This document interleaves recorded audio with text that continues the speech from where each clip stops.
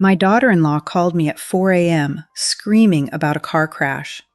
She needed $10,000 immediately, or my son would be arrested. But I spent 30 years dispatching trucks across 3 states. I know what a highway accident sounds like. And her call was silent. No traffic noise, no sirens, no wind, just her voice echoing in an empty room. So I did what I do best. I tracked my son's car with GPS and found out where she really was. Before I share this story, please subscribe and hit that like button. It helps stories like this reach people who need them. Drop a comment letting me know where you're watching from. I'm Loretta, reading your comments from my garage in Ohio. Get comfortable. The shift is just starting. I've always been a morning person, the kind that's awake before the sun touches the horizon. When you spend 30 years dispatching trucks across 3 time zones, sleeping in becomes a luxury you can't afford. My career started in 1985 at Midwest Freight Solutions, back when dispatch meant radio calls and paper logs instead of computers. By the time I retired 2 years ago, I was managing a fleet of 200 long-haul trucks, coordinating routes through Chicago, Denver, and everywhere in between. I learned to read situations from thousands of miles away, listening to a driver's voice on a crackling phone line, and knowing exactly what was happening on that dark highway. I remember a January night in 2003, the kind of cold that turns diesel fuel to sludge. One of my drivers, a 20-year veteran named Carl Morrison, called me at 2 a.m. His voice was steady, too steady, and I heard wind howling in the background like a freight train passing by. "Loretta, I'm off I-80 near the Iowa border," he'd said, his words clipped and careful. Trailer jackknifed on black ice. "I'm upright, but the load shifted. I need a tow." Most dispatchers would have just called the nearest wrecker and filed the paperwork. But I heard something in the background that Carl wasn't saying. A hissing sound. Faint, metallic, rhythmic. "Carl, is your air brake line intact?" I'd asked, keeping my voice calm. There was a long pause. I think so. Why?" "Because I hear compressed air escaping, which means your system is compromised and your trailer brakes could release at any moment on that embankment." I'd heard him go quiet, and then the sound of boots crunching through snow as he climbed out to check. 30 seconds later, his voice came back, shaking now. "Jesus, Loretta, the line's cracked. If I'd moved this rig, you'd have slid into the median and taken out every car behind you. Stay put. I'm calling emergency services and a specialized tow." Carl made it home safe. He sent me a Christmas card every year until he retired. That's what I did for 30 years. I didn't just coordinate trucks. I listened. I analyzed. I saved lives from a desk. And I learned that the most important information often lives in what people don't say, in the sounds they try to hide. Since my husband Frank passed away 5 years ago, I've filled the quiet morning hours in our garage. My retirement project is restoring Frank's 1978 Triumph Bonneville motorcycle, a temperamental British beast that's as stubborn and loud as he was. Frank was a truck mechanic, the kind of man who could diagnose an engine problem just by listening to it idle. He bought that Triumph when he was 25, spent 40 years tinkering with it, promising me every weekend that this time it'll run perfect, Lori. It never did. But I loved watching him try. 5 years ago, on an ordinary Tuesday morning, Frank was in the garage working on the carburetor. I brought him coffee at 8 a.m., and he looked up at me with grease on his cheek and smiled. "Today's the day, Lori. I can feel it. This engine's gonna roar." By noon, he was gone. Massive heart attack. No warning. No last words. Just silence where his voice used to be. The paramedic said he probably didn't feel any pain, that it was quick. I didn't find that comforting. I wanted him to have time to say something, anything. But Frank left me with an unfinished motorcycle and a garage that still smells like him. Oil, metal shavings, the cheap aftershave he bought in bulk from the hardware store. Every morning at 4 a.m., I wake up, make coffee, and walk out to that garage. I work on the Triumph because it keeps him close. Because finishing what he started feels like honoring a promise. And because in the silence of those early hours, with my hands covered in grease and the wrench turning against stubborn bolts, I can still hear his voice. Not too tight, Lori. You'll strip the threads. Easy does it. My son Travis is 32 years old, soft-spoken and exhausted. He works as a medical sales representative for a major pharmaceutical company, selling high-end injectables and dermatological products to cosmetic clinics across the state. It's a high-pressure job with aggressive quotas, endless paperwork, and constant competition from rival companies trying to undercut his prices. He makes good money, about $85,000 a year plus commissions, which should be more than enough for a comfortable life. But you wouldn't know it to look at them. He drives a company-issued sedan with the pharmaceutical logo on the door, wears shirts that are fraying at the collars, and has the hollow, haunted eyes of a man who hasn't slept well in months. The reason for his exhaustion has a name, and her name is Kaylee. Kaylee is 29 years old, beautiful in the polished, high-maintenance way that requires constant upkeep. She calls herself a lifestyle curator on social media, which as far as I can tell means she posts photos of expensive things she wants other people to buy for her. She doesn't work a traditional job. She's always busy, but her busyness seems to involve shopping, photographing herself in designer clothes, and criticizing Travis for not earning enough to fund her vision of influencer perfection. But it wasn't always like this. 3 years ago, when Travis first brought Kaylee to meet me, she was different. She arrived at my house on a Sunday afternoon wearing jeans and a simple blouse, holding Travis's hand with a nervousness that seemed genuine. She was shy, almost self-conscious, asking me polite questions about the neighborhood and complimenting the pie I'd baked for dessert. "Mrs. Miller, this apple pie is incredible," she'd said, taking a second slice. "Could you share the recipe? I'd love to try making it myself." I'd been charmed. She seemed kind. A little insecure, but warm. Travis's eyes had been bright that day, watching her laugh at my stories about his childhood. I'd felt a cautious hope blooming in my chest. Maybe this girl would be good for him. Maybe she'd make him happy. Their wedding was small, held at a community center with about 50 guests. Kaylee wore a simple white dress from a department store, not the designer gown I'd expected. At the reception, she found me sitting at a corner table and sat down beside me, her eyes shining with tears. "Thank you for welcoming me into your family, Mrs. Miller," she'd said, her voice breaking. "You're such a wonderful mother-in-law. Travis is so lucky to have you." She hugged me tight, and I'd felt my own throat tighten with emotion. If Frank had been alive, he would have loved her. He would have seen that sweetness and believed in it. I believed in it too. I was wrong. The change started about a year ago, slowly at first, like rust spreading across clean metal. Kaylee opened an Instagram account and started posting photos of their life together. At first, it was harmless. Dinners she cooked, weekend trips, pictures of her and Travis smiling at the camera. But gradually, the content shifted. Designer handbags appeared on her arm, brands I recognized from magazine ads. Restaurants got fancier, the kind with prefix menus and wine lists longer than novels. Her captions changed too, from simple descriptions to lifestyle advice peppered with hashtags about luxury and success. When I asked Travis about it during one of our Sunday dinners, he'd shrugged it off. "It's just her hobby, Mom. She enjoys photography and fashion. What's the harm?" "The harm is those bags cost more than your monthly car payment, Travis." He'd looked uncomfortable, pushing potatoes around his plate.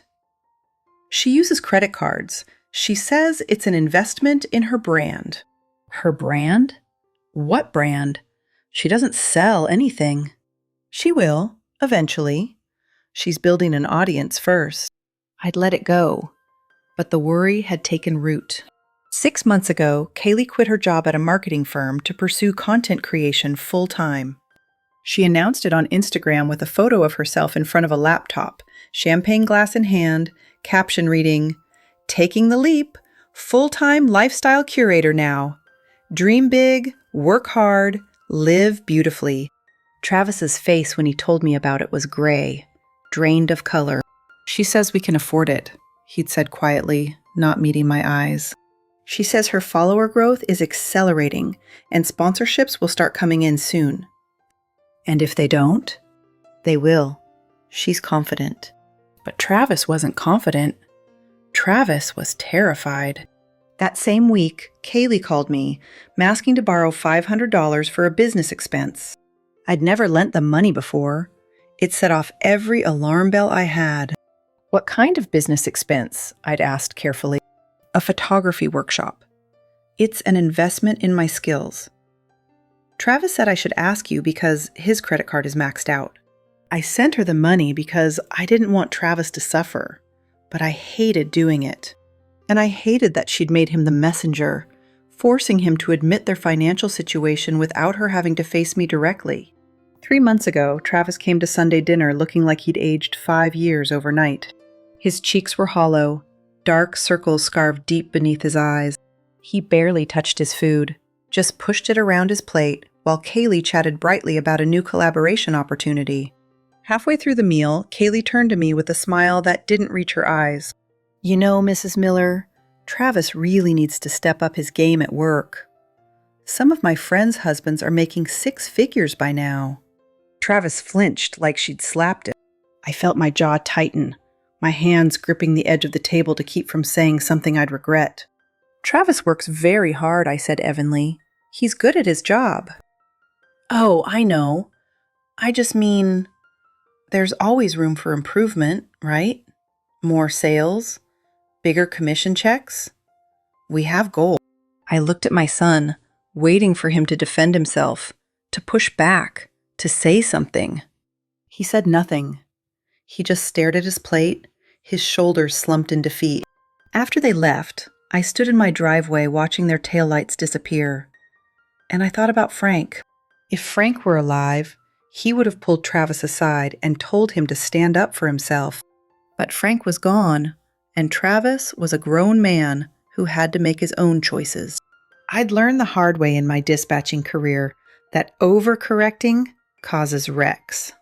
Sometimes you have to let people navigate their own dangerous roads, even when you can see the jackknife coming. 2 months ago, Travis showed up at my garage on a Saturday morning, frustrated and exhausted. His company had recently installed a new telematics system in all their fleet vehicles, tracking every movement, every hard brake, every mile driven. "It's like Big Brother, Mom," he'd complained, slumping into the folding chair I keep by the workbench. "The system monitors everything: speed, location, idle time. I can't even take a lunch break without headquarters knowing exactly where I parked." "That's pretty standard now," I'd said, wiping my hands on a rag. "We used similar systems for the trucks."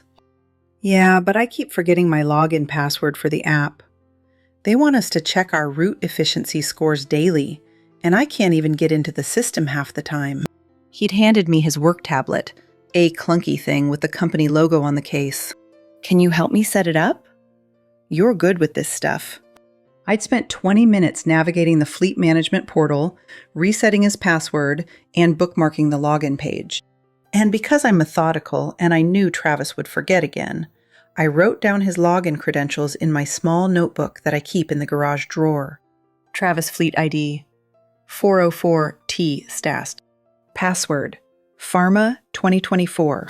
It seemed like a small thing at the time, just helping my son with a frustrating piece of technology.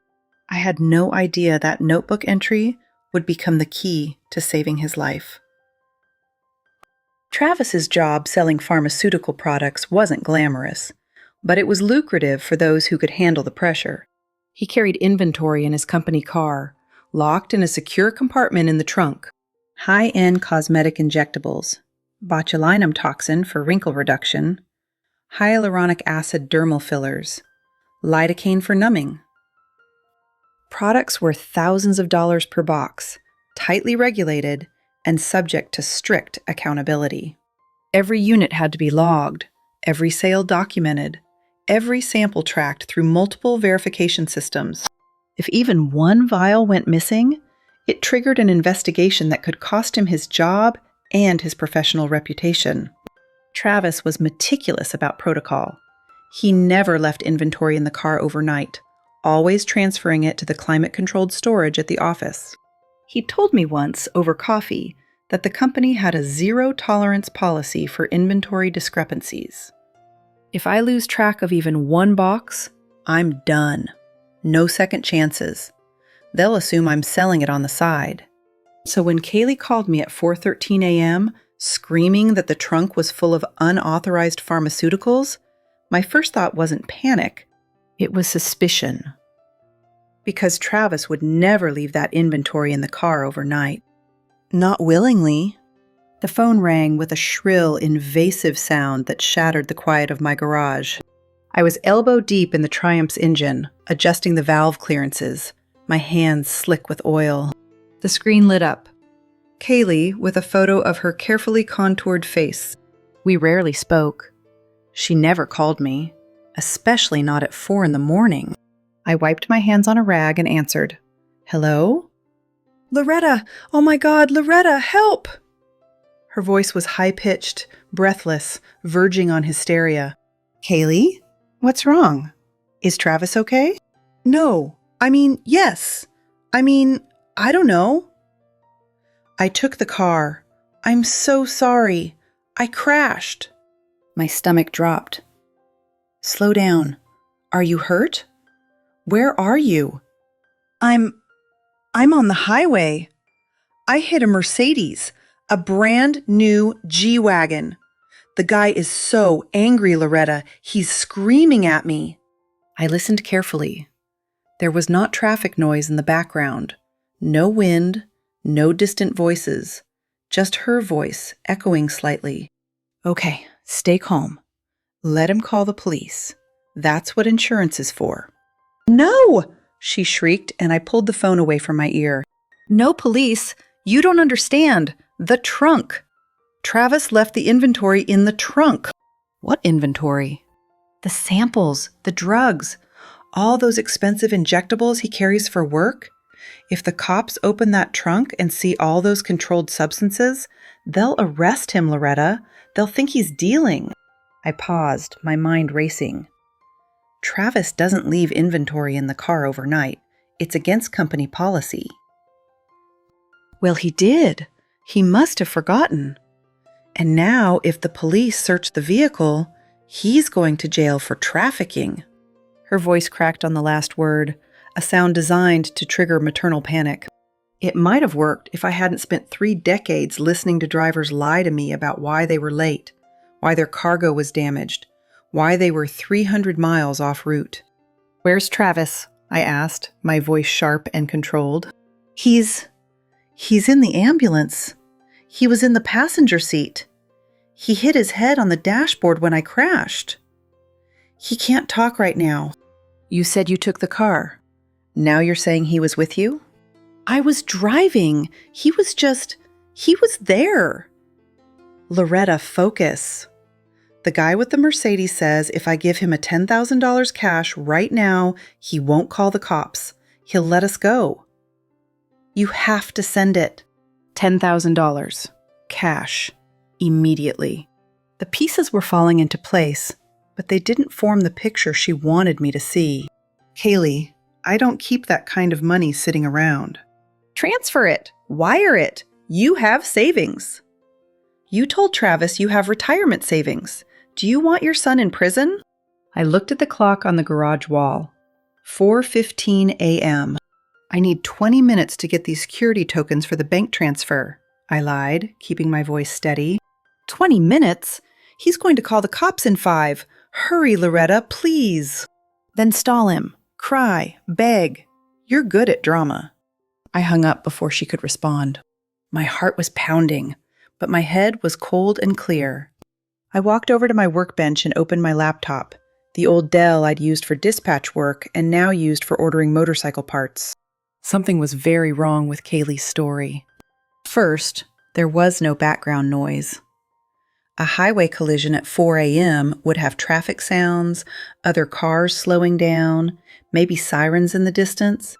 I'd taken thousands of calls from accident scenes. They're chaotic, loud, full of ambient noise.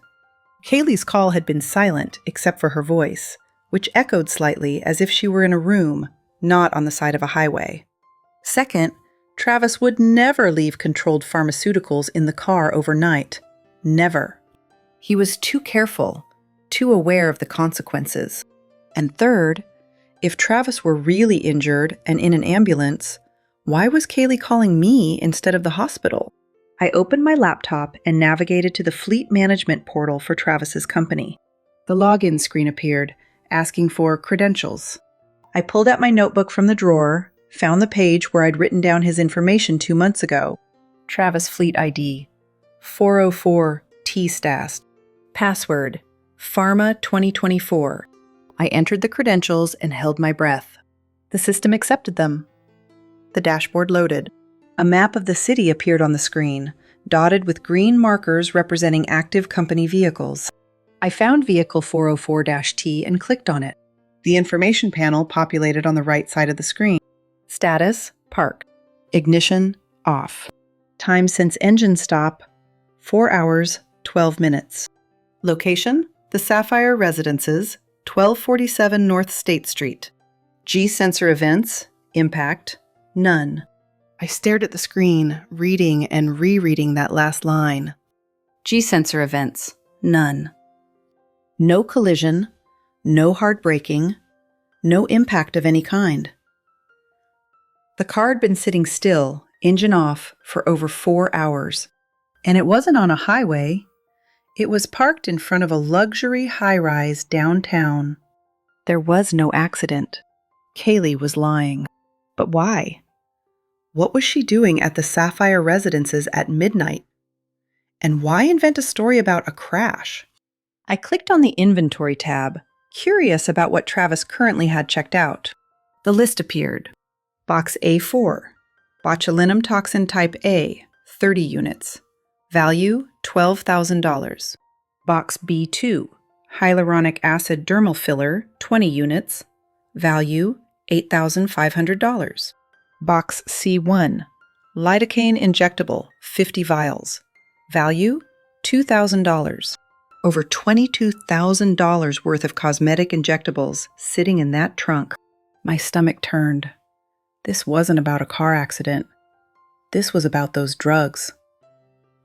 I grabbed Travis's old iPad that he'd left in my garage last week after watching a football game on my Wi-Fi. I opened Instagram and typed in Kaylee's handle, @KBCurates. Her profile was private, but I had a burner account I'd created months ago to monitor our neighborhood watch group. I'd requested to follow her back then, and her vanity meant she'd accepted anyone who boosted her follower count. I scrolled through her recent posts and stories. Posted 6 hours ago at approximately 10 p.m. was a story with a white background and elegant script font. Exclusive pop-up spa night. VIP girls only. DM for location. Limited spots. The next slide showed a photo of Attabull draped with white towels, champagne glasses catching the light, and in the corner of the frame, barely visible, was a box with the pharmaceutical company's logo printed on the side. Travis's company. Travis's inventory. I felt my blood turn to ice. She wasn't crashing the car. She was raiding it. She'd stolen Travis's inventory Toplay cosmetic injector for her influencer friends, charging them for illegal procedures with stolen medical supplies. And something had gone wrong. Badly wrong. The $10,000 wasn't for a bumper repair. It was hush money. Someone got hurt, and Kaylee needed cash to make the problem disappear before it destroyed her.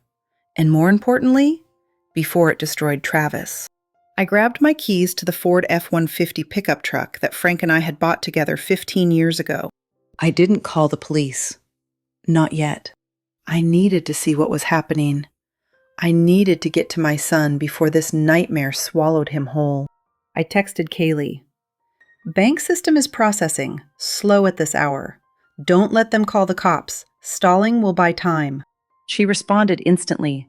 Hurry, he's holding his phone up. Travis is crying. He's begging me to fix this. I stared at that text, and I felt something cold and hard settle in my chest. If Travis was really there, really hurt, Kaylee wouldn't be texting. She'd be focusing on him. This was theater.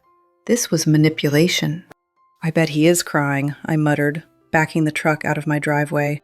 The streets were empty at 5 a.m., the kind of hollow quiet that comes before a city wakes up. I drove fast but carefully, watching for early shift workers and delivery trucks making their rounds. The drive downtown took 30 minutes. As I drove, I thought about Frank. If he were alive, sitting in the passenger seat the way he used to on early morning drives to the hardware store, what would he say? Frank had always been a man of few words, but when he spoke, it mattered. I remembered the day he'd gotten the diagnosis. Stage 4 lung cancer. 6 months. Maybe a year if he was lucky. We'd sat in the truck in the hospital parking lot, neither of us able to move. Lori, he'd finally said, his voice rough. When I'm gone, don't let Travis fall apart. He's soft. He needs someone to keep him steady. He'll be okay, I'd said, my throat tight. Maybe. But if he marries wrong, if he picks someone who uses him, you watch out for him. You're stronger than he is. At the time, Travis had been dating a nice girl from his college, someone who seemed kind and grounded. That relationship had ended 2 years before he met Kaylee. Frank never met Kaylee. He passed away 8 months before Travis brought her home. Sometimes I wondered if Frank would have seen through her sooner than I did. If he would have pulled Travis aside and said, "Son, that woman's trouble. Cut your losses." But Frank was gone, and I'd tried to stay out of it, believing that Travis was an adult who could make his own decisions. Now, driving through empty streets toward a luxury condo where my daughter-in-law was running an illegal cosmetic injection operation, I realized I should have intervened sooner. I should have trusted my instincts. I should have protected my son. But I was going to fix it now. I parked the truck a block away from the Sapphire Residences, a gleaming glass and steel tower that looked like it belonged in a magazine spread about urban luxury. I walked to the entrance. The doorman was slumped in his chair behind the desk, asleep, his cap pulled low over his eyes. I didn't wake him. I waited by the glass doors. A few minutes later, a resident came out walking a tiny white poodle wearing a rhinestone collar. She held the door for the dog, and I caught it before it closed, slipping inside with a polite nod. "Thank you," I said. She barely glanced at me, too focused on her phone to care. I took the elevator to the 12th floor. I knew it was the 12th floor because 3 weeks ago, Kaylee had posted a photo from someone's balcony showing off the stunning city view with a caption about living your best life. In the background of that photo, barely visible, was a floor number printed on a fire door. 12. The elevator rose smoothly, almost silently, and opened onto a carpeted hallway that smelled faintly of expensive candles. I walked slowly, listening. Apartment 12B. I could hear voices inside. Kaylee's voice, sharp and panicked. "Shut up! She's sending the money! Just stop crying!" A low moan of pain. Female, young, and then Travis. "Kaylee, we have to call an ambulance. Look at her face. We can't fix this." "No, you idiot! If we call 911, they'll ask where you got the needles. Do you want to lose your job? Do you want me to go to jail?" My hand curled into a fist. I pounded on the door, 3 hard knocks that echoed down the hallway. Silence inside. Then frantic scuffling. The door cracked open.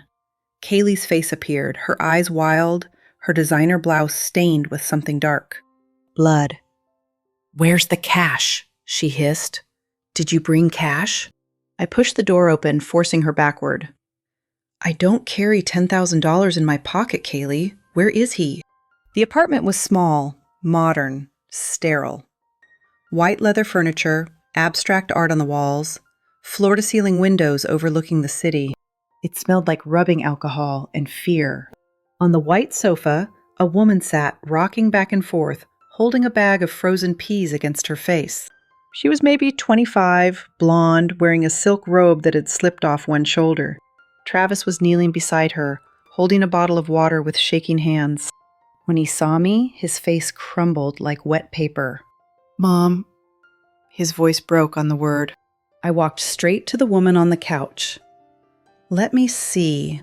"Don't touch her," Kaylee shrieked, grabbing my arm. "She's fine. She just had a reaction. It happens sometimes." I shook her off and knelt beside the woman. "Ma'am, I need you to lower that ice pack." The woman looked at me with terrified eyes. Slowly, she lowered the bag of peas. I gasped. The left side of her face was swollen to twice its normal size. The skin was stretched tight and shiny, almost translucent, showing the outline of blood vessels beneath. Near her upper lip, the tissue had turned a deep purple black, spreading like a bruise but darker, uglier. This wasn't an allergic reaction. This was a vascular occlusion. The filler had been injected directly into a blood vessel, cutting off blood flow.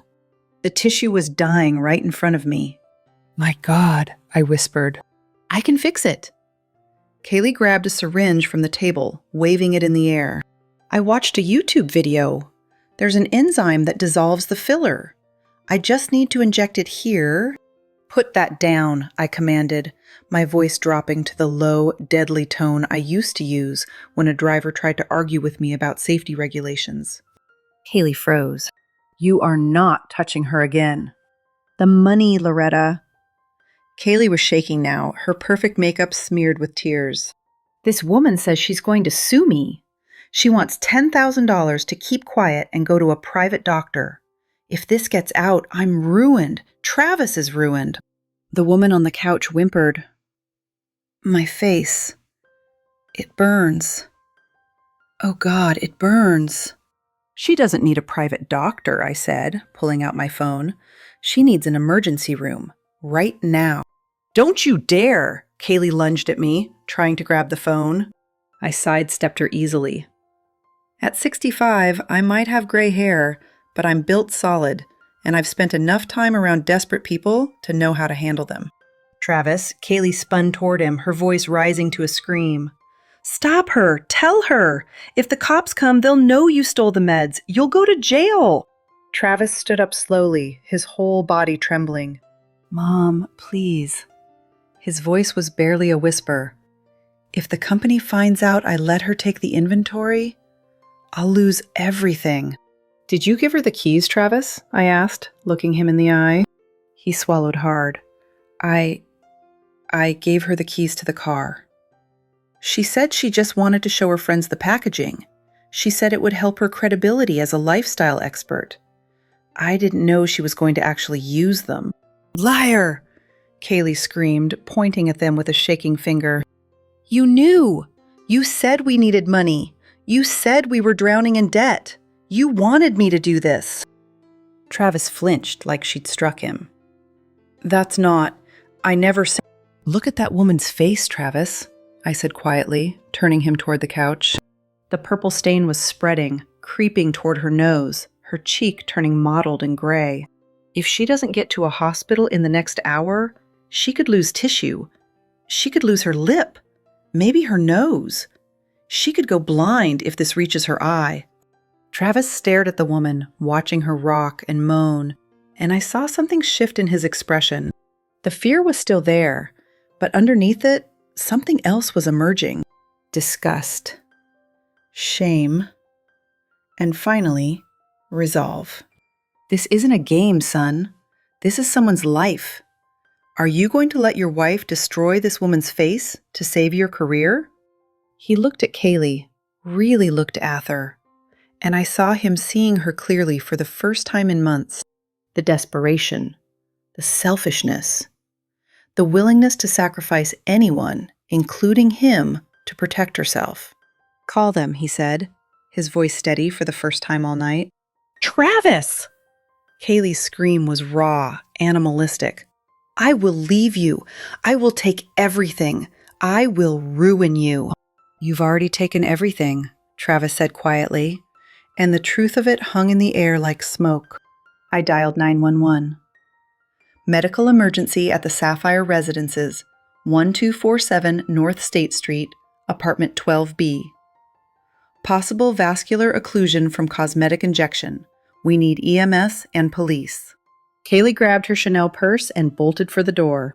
I stepped in front of her, blocking her path. She was young and fast, but I'm broad-shouldered and rooted like an oak tree. "Move, Loretta." "You're not going anywhere, honey. You wanted to play doctor? Now you can talk to the real ones." Before entering the apartment, I'd done one more thing. I'd called the emergency contact number listed on Travis's company car window, the regional manager's personal line for after-hours emergencies. When the voicemail picked up, I didn't hang up. I left the line open in my jacket pocket, letting it record everything. Every word Kaylee said, every admission, every threat. The paramedics arrived first, moving with controlled urgency. They took one look at the woman's face and immediately started an IV line, preparing her for transport. "You made the right call," one of them said to me as they wheeled her out on a stretcher. "Another hour, and that tissue would have been necrotic. She's going straight to vascular surgery." The police arrived 3 minutes later. 2 officers, young but professional, surveying the scene with practiced eyes. They saw the table covered with medical supplies. They saw the syringes. They saw Kaylee trying to hide vials in her designer bag. "Ma'am, is this your residence?" the taller officer asked Kaylee. "No, this is my friend's place. I don't know whose stuff this is. He brought it." She pointed at Travis. "He forced me to do it.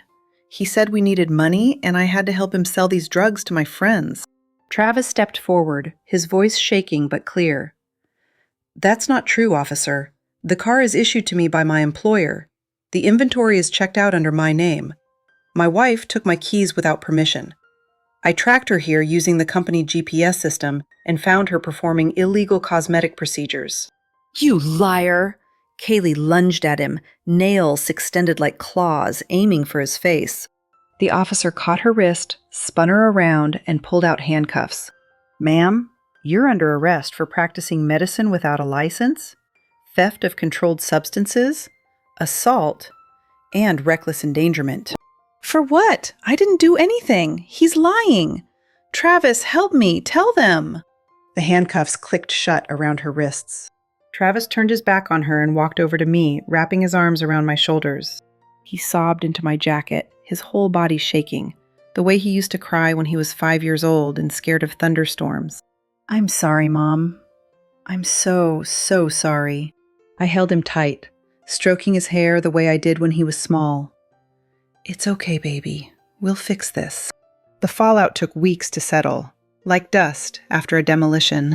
Kaylee was charged with multiple felonies: practicing medicine without a license, theft of controlled substances valued over $20,000, assault causing serious bodily harm, and reckless endangerment. Her bail was set at $50,000. She called Travis from jail, begging him to pay it. He declined the call. The woman she'd injected, whose name was Madison Chen, underwent emergency vascular surgery. The doctors managed to save most of the tissue, but she needed reconstructive work on her upper lip. She kept her face. Barely. Madison's family hired a lawyer and filed a civil suit against Kaylee, seeking damages for medical expenses, pain and suffering, and emotional distress. That lawsuit is still pending, but Kaylee has no assets to claim. Travis faced his own reckoning. His company launched an immediate investigation into the inventory discrepancy and the unauthorized use of company property. The regional manager, the one whose voicemail had recorded everything, reviewed the audio I'd captured. He heard Kaylee admitting she'd taken the keys. He heard Travis trying to stop her, insisting they call for help. He heard Travis choose to do the right thing, even knowing it would cost him. The company didn't fire Travis. But they didn't let him off without consequences either. He was removed from his sales territory and demoted to warehouse inventory management, a desk job at headquarters with no company car, no field work, and a 30% pay cut. He accepted it without complaint. "Honestly, Mom, I like the quiet," he told me a month later, sitting in my garage while I adjusted the Triumph's idle speed. "No more quotas. No more driving all over the state. I go to work, I count boxes, I go home. It's boring, but it's peaceful." He looked healthier than I'd seen him in a year. He'd gained weight. The dark circles under his eyes had faded. His shoulders didn't carry that permanent slump of defeat anymore. The divorce was finalized last week. Kaylee tried to fight it, claiming Travis had abandoned her in her time of need. But the evidence was overwhelming. Her theft, her lies, her willingness to destroy him to save herself. The judge granted the divorce on grounds of fraud and granted Travis sole ownership of their modest savings account, which contained about $1,200. Kaylee is currently serving 3 years in the Ohio Reformatory for Women. She'll be eligible for parole in 19 months if she demonstrates good behavior. Yesterday, a letter arrived in my mailbox. The return address read, Ohio Reformatory for Women, Marysville, Ohio. It was addressed to me in Kaylee's looping, feminine handwriting. I stood in my kitchen holding the envelope, running my thumb along the sealed edge. I could imagine what it said. Apologies, excuses, blame shifting, maybe a request for commissary money, maybe a plea to ask Travis to drop the civil suit that Madison's family had filed. I walked out to the garage. Travis was there, polishing the chrome on the Triumph's exhaust pipes, the afternoon sun catching the shine. "What's that?" he asked, nodding toward the envelope. "Trash," I said simply. I walked over to the paper shredder I keep beside my workbench, the industrial kind I'd bought years ago for dispatching paperwork. I fed the unopened envelope into the teeth. The machine whirred and crunched, turning Kaylee's words into confetti. Travis watched the strips of paper fall into the bin. He didn't say anything. He just nodded once, slow and deliberate, and went back to polishing chrome. "Bike's ready," he said after a moment. "Want to hear it?" I smiled. "Let's hear it." I climbed onto the seat, feeling the familiar weight of the machine beneath me, the leather worn smooth by Frank's hands and now mine. I turned the key. The engine roared to life, loud and defiant and perfect. It shook the floorboards. It rattled the windows. It drowned out the memory of Kaylee's screaming, Travis's crying, the sirens, and the fear. It sounded like freedom. My daughter-in-law thought she could leverage my son's career to fund her vanity. She thought a mother's panic would open a checkbook without question. She thought I was just a retired old woman who wouldn't know how to track a vehicle or read the signs of alley. She forgot that before I was a mother, I was a dispatcher. I know how to spot a detour.